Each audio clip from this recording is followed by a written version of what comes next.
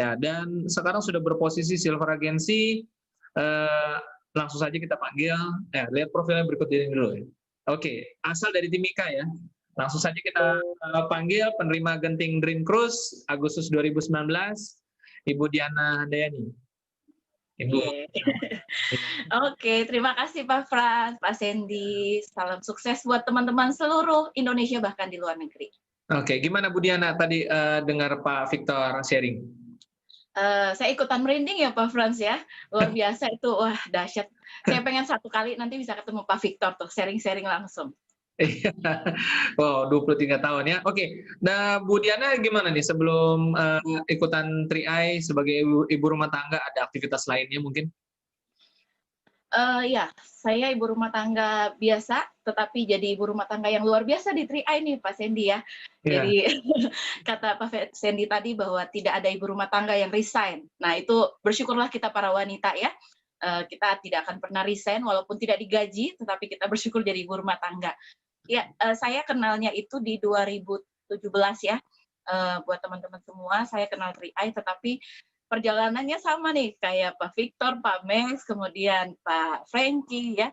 Awalnya menolak karena beda case dengan Pak Victor, bahwa Pak Victor sementara kerja, tetapi yang penghasilan pas-pasan, jadi rasanya agak berat untuk menyisihkan. Kalau saya bersama suami karena justru ikut program ini karena tidak punya penghasilan lagi. Karena suami saya kena PHK, Pak. Gitu. Jadi dari PHK itulah kita lihat peluang ini. Ya, saya ingat banget sih ceritanya Pak Boston ya waktu itu ya, cerita PHK begitu. Dan di tengah posisi PHK itu malah ambil keputusan untuk jalankan bisnis 3i ya, Bu Diana kalau nggak salah ya. Ya, benar. Saat itu yang ngambil keputusan Pak Boston sebenarnya. Kalau saya jujur saya menolak, jangan ditiru, itu jelek ya. Karena di otak saya saat itu bahwa ini zaman lagi susah, nggak punya penghasilan, di PHK sepihak, semua hak dicabut, terus kita mesti ikut satu program ini yang saya harus 5 tahun komitmen bayar 350.000. Itu uangnya dari mana? Jadi saya prinsipnya ya udah kamu jalanin, tapi saya tetap dengan apa yang saya bisa. Karena saya jualan kue ya, Pak Frans, belajar bikin kue jualan, terus kemudian saya belajar MC, kemudian saya bahkan jadi badut supaya dapat uang setiap hari. Jadi Pak Boston yang awali duluan, gitu. Waduh, nggak kebayang Bu Diana jadi badut gimana ya? Lucu kali, Pak. Oke, jadi ini sebenarnya mirip dengan kondisi sekarang banyak orang di PHK, pengangguran, kena COVID. Jadi Ya. sebenarnya kalau flashback ke belakang, Bu Diana memulai bisnis ini ketika kondisi lagi PHK atau pengangguran begitu ya karena kena ekonomi. Itu sebenarnya gimana melihatnya sebaiknya Bu Diana? Karena memang banyak orang mungkin seperti Bu Diana juga melihatnya kacamatanya harus bayar premi ini setiap bulan. Tapi sebenarnya harusnya gimana ngelihatnya? Ya, belajar dari pengalaman saya ya, saya juga ngerasa terlambat karena 3 bulan tertunda.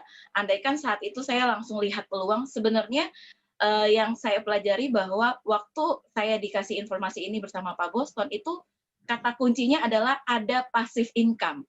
Nah, passive income itu yang jadi pancingan tuh. Pak Boston sudah langsung nangkep peluang, sementara saya belum. Nah, dari situ sebenarnya dalam kondisi COVID saat ini, itu kan sama persis dengan yang 3 tahun lalu saya alami ya, sekeluarga. Jadi kami pun mengalami masa sulit, bahkan lebih sulit dari COVID. Nah, waktu itu seharusnya kita langsung melihat peluang yang ada. Apalagi kita ini bukan, maaf kata nih, bukan beli produk yang numpuk sampai expired gitu kan. Kita hanya modalnya 50.000 itu di awal aja. Tapi 3,5 kan tabungan kita sendiri kan investasi. Jadi itu ya luar biasanya dari 50.000 itu bisa menghasilkan yang dahsyat banget sampai hari ini. Gitu, Pak. Ya, berarti memang kita harus ngelihat Tria Network ini sebagai peluang ya, bukan Iya. premi setiap bulan 350.000 itu ya, yang maksudnya itu penting, kita punya asuransi, punya investasi, tapi sebenarnya ya Tria Network ini sebuah peluang yang bisa memberikan kita satu penghasilan di saat-saat seperti ini ya, Bu Diana ya. Iya, betul. Sebenarnya yang paling penting kita utamanya adalah lihat peluang bisnisnya. Karena kan kalau kita udah lihat peluang, kita jalankan bisnisnya, justru kita dapat uang bisa bayarin investasi kita, gitu kan. Jadi diputar balik. Sebenarnya 3,5 itu untuk seluruh umat ya, sebenarnya itu bisa kita sisihkan 12.000. asal kita disiplin. Cuman kan memang biasanya orang lebih suka menghabiskan daripada menyisihkan. Akhirnya jadi rasanya ini sesuatu yang berat nih. Nah, itu termasuk saya dulu, untungnya udah bertobat. Iya, iya. Dan di tengah waktu kesulitan itu membangun bisnis ini bagaimana Bu Diana? Kan lagi sulit, tentu mungkin situasi nggak mudah juga. Kemana-kemana tuh Bu Diana membangun bisnis ini bersama dengan Pak Boston mungkin saat itu ya?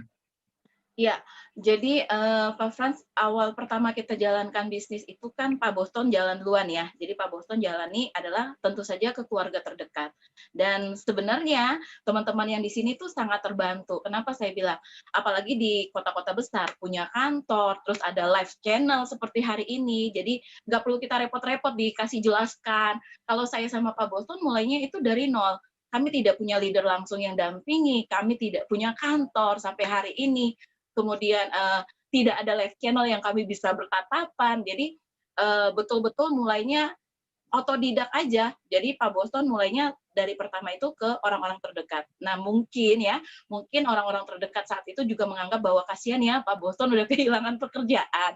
Jadi karena motivasi kasihan mereka ikut. Tetapi pembuktiannya adalah kami tetap konsisten nih, berikan pembuktian dan akhirnya yang tadinya mungkin karena rasa iba, kasihan kami kehilangan penghasilan, justru mereka sekarang tepuk tangan buat kami gitu Pak Frans. Bahkan mereka juga ikut jalankan bisnisnya dan punya penghasilan sendiri.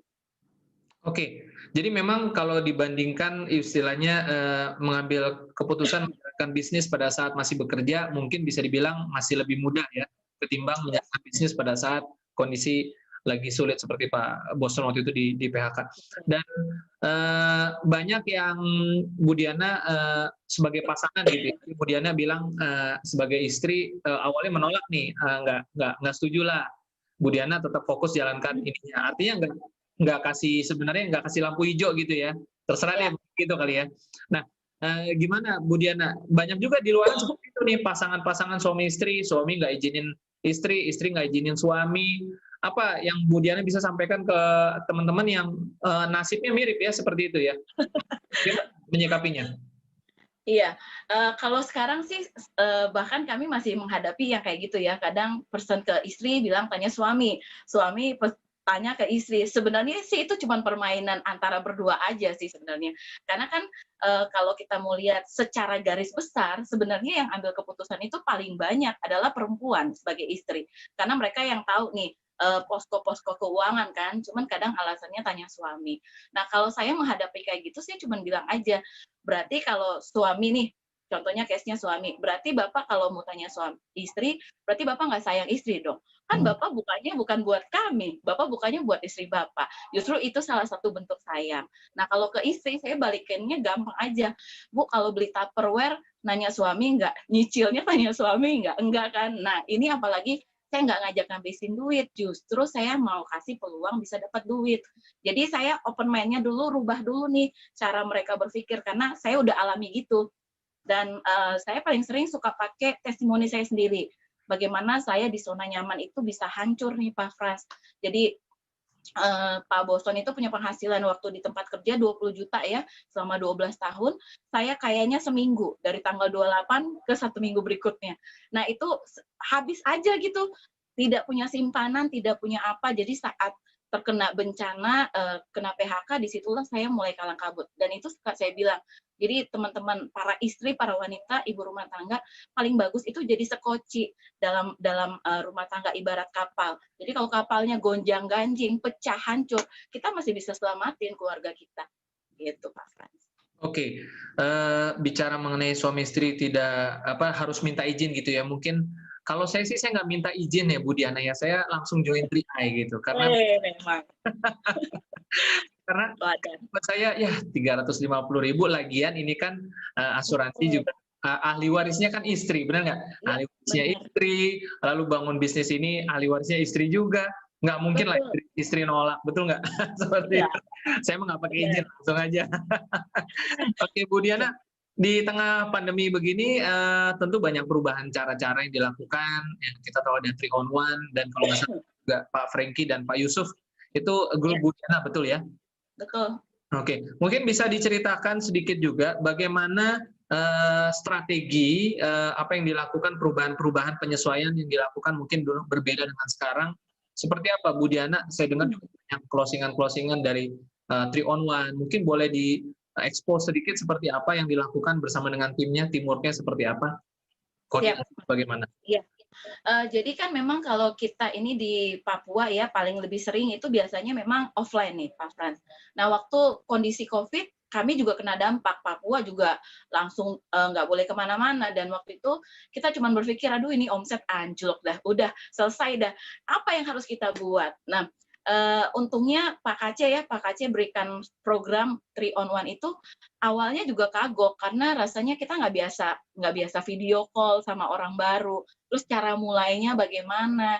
Nah, cuman saat itu yang kita berpikir bahwa pokoknya prinsip saya sama Pak Boston, 3i itu selalu ada solusi. Nah, selalu ada solusi. Jadi ketika dikasih program itu, ya kita coba aja. Karena nggak mungkin kami berdua bisa duplikasi ke mitra-mitra kami kalau kami sendiri nggak buktikan. Makanya dari situ kami mulai dari seperti mitra baru Pak Fran. Saya Pak Boston catat lagi nama-nama, mulai lihat di Facebook, di WA, siapa-siapa yang kayaknya belum pernah saya kontak. Dan kita mulai coba, ya penolakan tetap sama gitu ya. Tapi karena semangatnya nggak pernah pudar, jadi kita terus coba, dan akhirnya dari satu closing dan kami dapat elit. Dari situlah kami bisa duplikasi, karena saya dengar dari Pak Arya ya, duplikasi itu saya adalah duplikasi.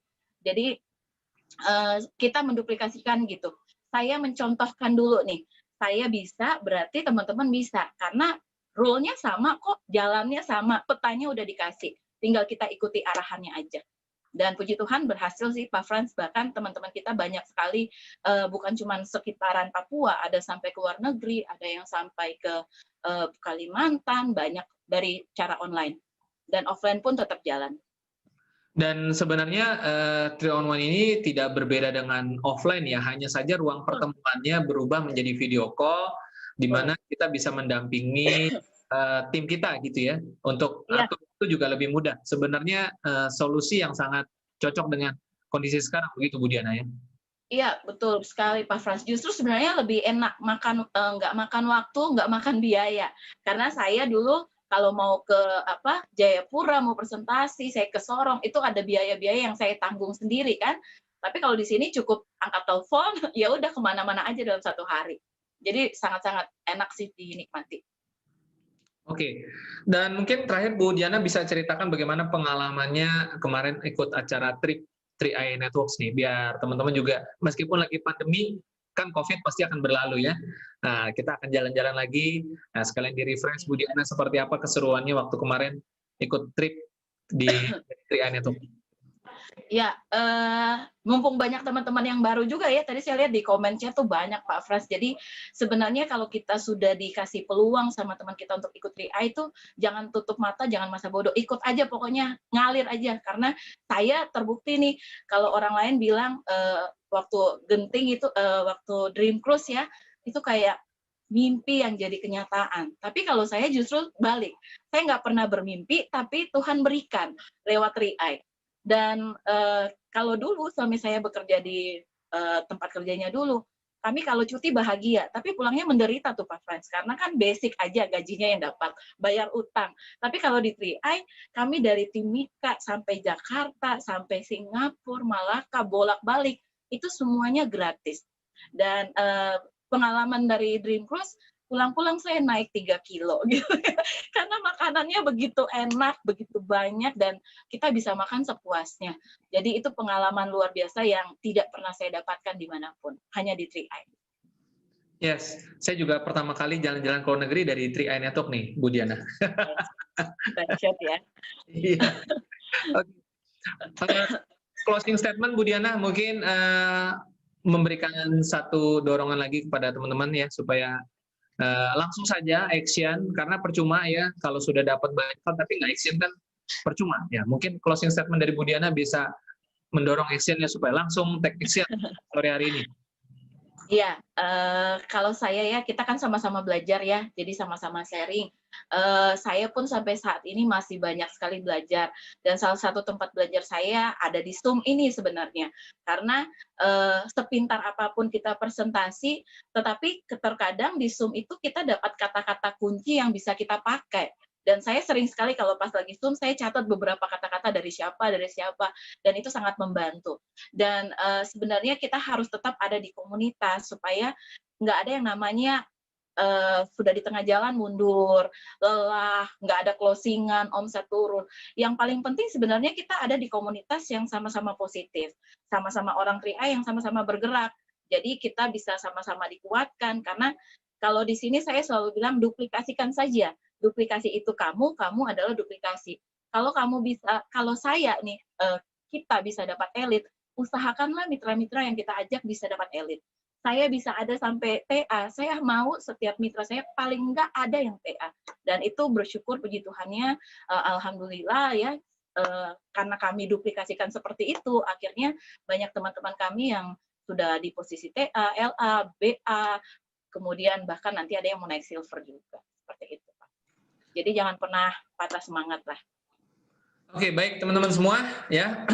Ternyata bisnis bisnis Trial Network cukup mudah ya, apalagi dengan adanya pertemuan seperti Trial Life Channel ini, seperti tadi Bu Diana katakan, dan teman-teman juga bisa gunakan strategi 3-on-1. Jadi fasilitas-fasilitasnya sudah tersedia, tidak sesulit seperti dulu ya, sudah cukup banyak fasilitasnya dan teman-teman tinggal gunakan begitu ya bersama dengan upline dan tim dari teman-teman semua.